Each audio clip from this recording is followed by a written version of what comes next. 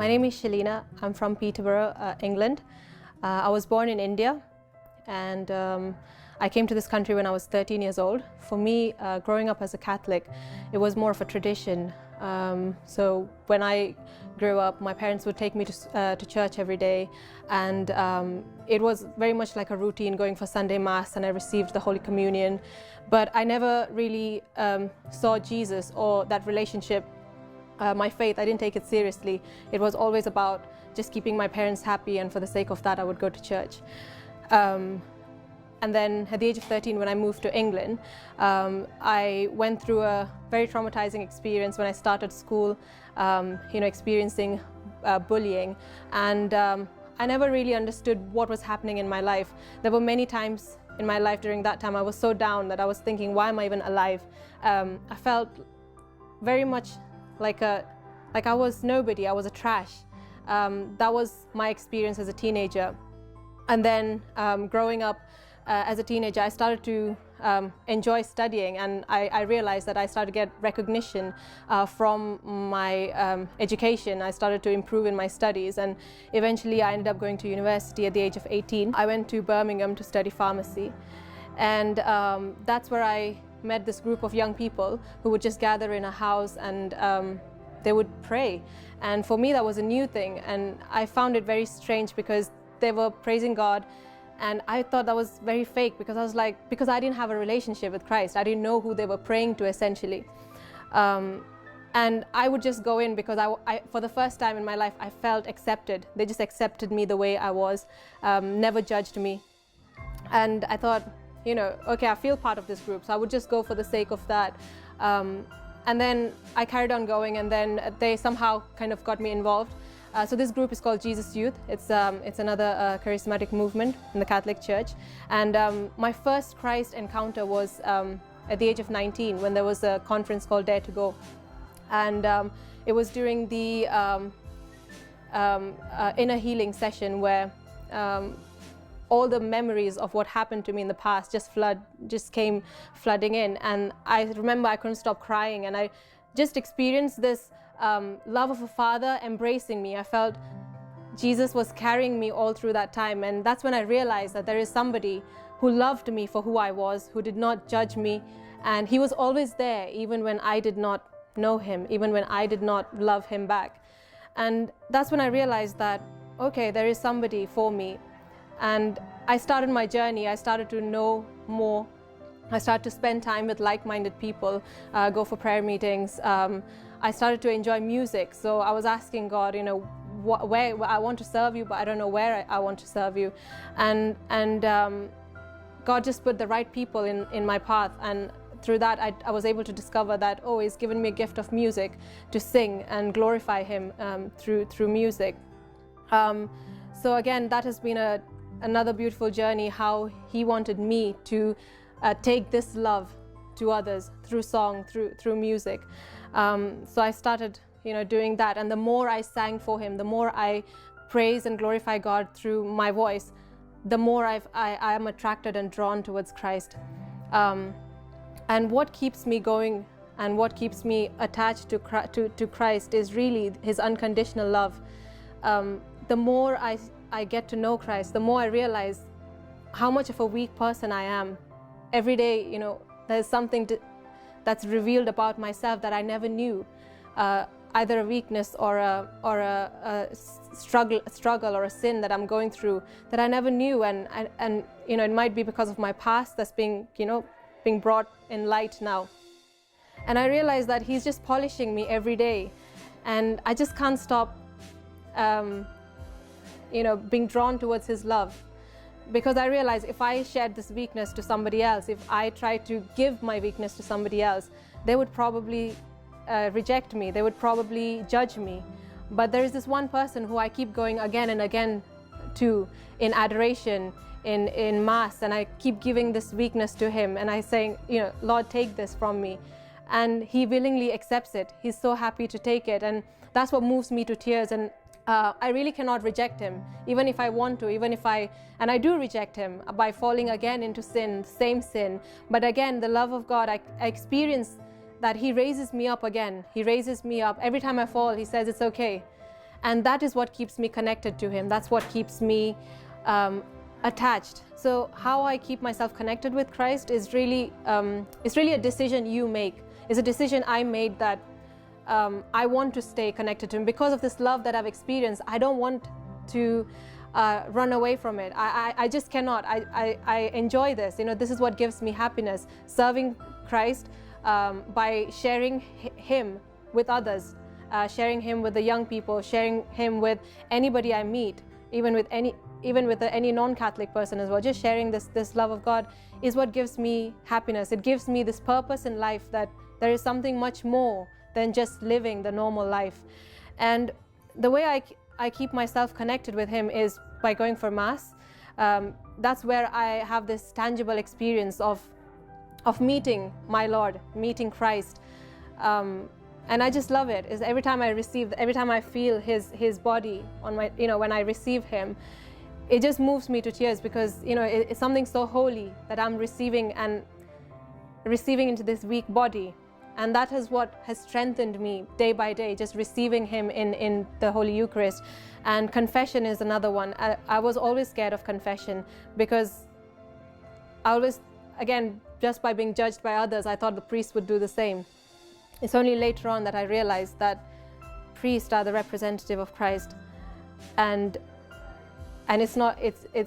he's given that authority to forgive my sins.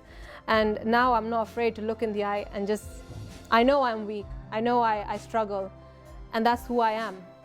Again, discovering more about myself has helped me realize who I am, who I really am, and really be able to live out that, being the child of God. I've been able to accept that only when I accepted my own weakness, only when I accepted that, yes, I am not perfect, but I have Christ who makes me perfect. And I think every young person should experience this, and it's beautiful. Like, every time I feel that I'm going away from Christ, I feel like a part of me is taken away from me. And the quicker I run to him, the better it is for me. So, like many young people, I decided to try out things as well. So when I went to university, I thought clubbing was fun. I decided to try out alcohol and try out just kind of try to fit in with the crowd, because who doesn't want to fit in with the crowd? But what I realized is that at each time God put certain people in my life to bring me back to him. And I think that's what he will do to everybody, whether you like it or not. He's a very gentle God. I've realized that. He never pushed me. He never dragged me. He would put certain people in my life to kind of redirect my path. But even when I again went sidetracked, he's such a loving God that he's always after you, but he never pushes you. So he waited, and he gave me that opportunity again and again and again to come back to him, until it was me who experienced him and me who realized his love. That gave me a stronger conviction that, yes, I want to be with Christ.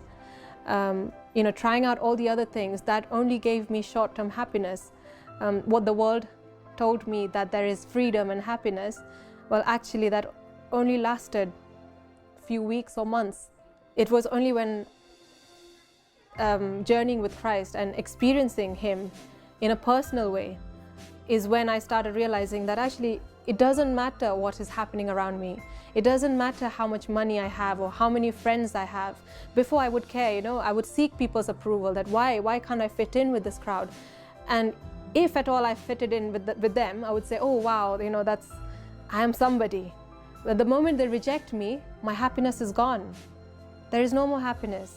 But with Christ, he's saying that it doesn't matter if you get approval or you don't get it. I have chosen you.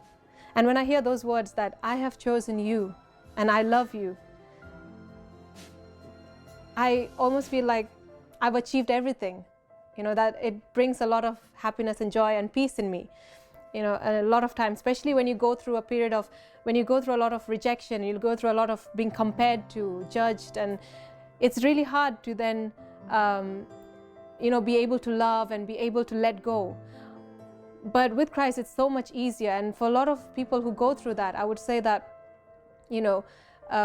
just give Christ one chance, give him an opportunity He stands knocking at the door, and He will never push, but you have to open. And once you open the door, you will experience a lot of good things, a lot of blessings, a lot of things that you couldn't do before, that now you're achieving, you're able to achieve, because with Christ, nothing is impossible. With being with Christ, I've been able to, do a lot of things. I've had the courage to say yes to a lot of things. One example I would share was a full-timership. So Jesus Youth offers a platform for young people to take 1 year out from their usual life and just travel travel to a place that they would appoint you for to go to a place, and that would be a mission place, and you go to that place and you don't know what's going to happen there. So similarly for me, it was Christ who gave me that strength to say yes. Shelina, I want you to take this 1 year. It's not that I was giving my year, but it was Him that wanted that 1 year to form me, to show how much more I can achieve through Christ, not on my own, but only through Him. And I was always so anxious of traveling, meeting new people, spending time with people that I don't even know. And with Him, He has given me the realization that you can travel, you can meet people, you can talk about me, you can, for example, right now, sharing this, on a camera. I'm very shy to talk in front of a camera, but it's only for Him, only for Christ, to glorify His name, that I sit here and I'm able to testify. And the fear in me that people are going to judge me, or I'm going to sound bad, or they're going to think something about me, that's no longer there, because my aim or my purpose is only to give Christ, to share Christ, because He deserves that. He deserves to be loved. He deserves to be shared. He wants so many people. If He left the 99 and went after me, I'm sure that He's already after you. He's already got His eyes on you, and He will come after you until you realize His love.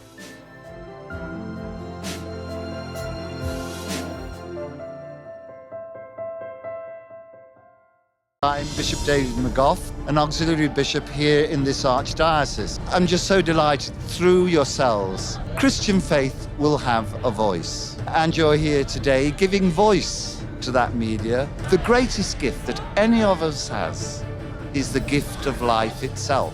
We struggle throughout our lives to live life to the full, and we sometimes mess it up, but that life is so precious. And it is God's gift to each one of us, from the very first moment of conception to the last moment of our lives, to be cherished, to be loved, to be safeguarded. So God bless you all.